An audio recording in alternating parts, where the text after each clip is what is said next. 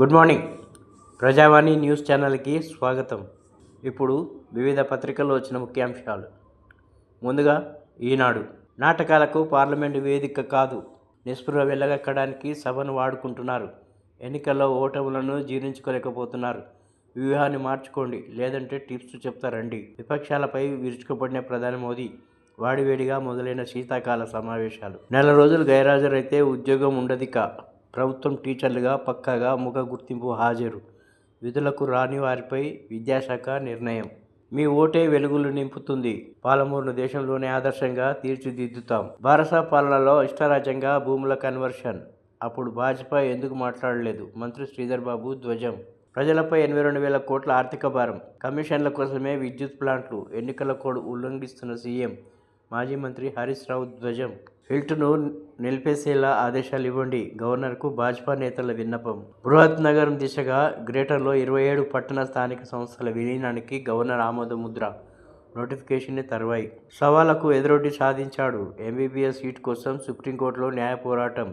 3 అడుగుల ఎత్తున్న డాక్టర్ గణేష్ బరయ్య విజయగాథ.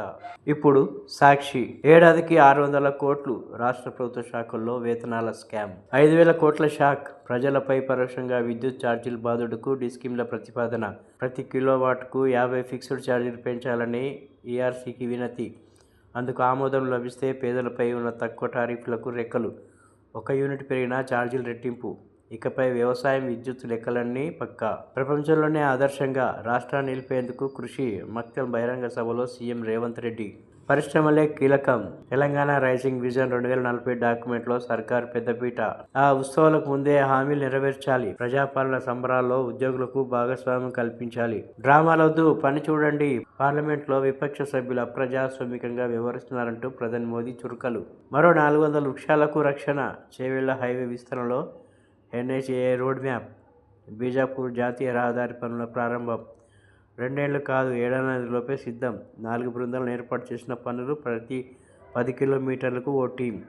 మొత్తం 1,315 వృక్షాలు సేఫ్ జోన్లోకి. ఇప్పుడు వెలుగు. కుక్కలను తరిమేస్తే కోతులను పట్టిస్తా. గూడులు కట్టిస్తా. కుల సంఘాలకు పైసలిస్తా. ఎన్నికల్లో సర్పంచ్ అభ్యర్థుల హామీలు. తెలంగాణ నుంచి కేంద్రానికి పోయేది ఎక్కువే, వచ్చేది తక్కువే. 6 ఏళ్లలో మనం ఇచ్చింది 4,35,919 కోట్లు. రాష్ట్రానికి వచ్చింది 3,76,175 కోట్లే. ఎంపీ ప్రశ్న లోక్సభలో కేంద్ర ప్రభుత్వ ప్రకటన. ఇక హైదరాబాద్ మెగా సిటీ. జీహెచ్ఎంసీలో 27 మున్సిపాలిటీలు, కార్పొరేషన్ల విలీనానికి గవర్నర్ గ్రీన్ సిగ్నల్. మహిళా సంఘాలకు మరో 448 బస్సులు. ఇందిరా మహిళా శక్తి స్కీమ్లో భాగంగా అప్పగించాలని సర్కార్ నిర్ణయం.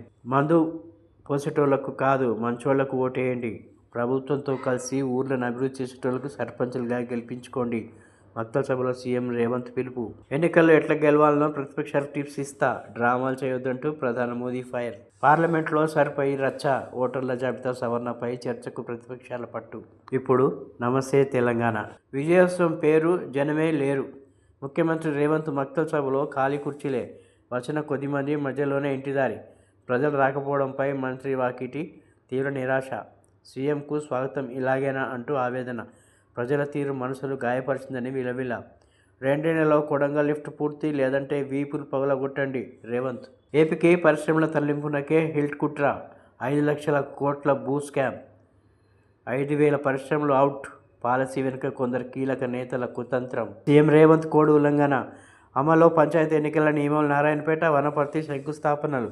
రాజకీయ ప్రచార సభల ప్రభుత్వ కార్యక్రమం. కాంగ్రెస్కు ఓటు వేయాలని పరోక్ష విజ్ఞప్తులు.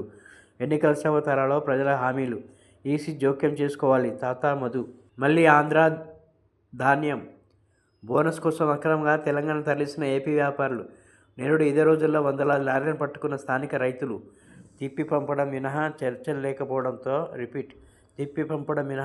లేకపోవడంతో ఇప్పుడు మళ్ళీ అదే దందా. తాజాగా ఖమ్మం జిల్లాలో ఆంధ్ర ధాన్యం లారీలను పట్టుకున్న రైతులు. ఆర్టీఏ చెక్పోస్టుల ఎత్తివేత. ఏఎంసీ చెక్పోస్టుల వైఫల్యంతో ఈజీగా ప్రవేశం. ఆంధ్ర పర్మిట్ లారీలు రాష్ట్రంలోకి వస్తున్న అడ్డుకునే వ్యవస్థ కరువు. ఇండ్ల మధ్య మద్యం దుకాణాల. విద్యా సంక్షేమం, మద్యమే ఆదాయం. 2 నెలల రిక్త హస్తం. మద్యం దుకాణాలు ఇలాగే పెరుగుతూనే తెలంగాణ రాష్ట్రానికి కొత్త పేరు పెట్టుకోక తప్పదు. 30% కమిషన్ల కోసమే థర్మల్ ప్లాంటు. 50,000 కోట్ల కుంభకోణం. ప్రజలపై 82,000 కోట్ల భారం.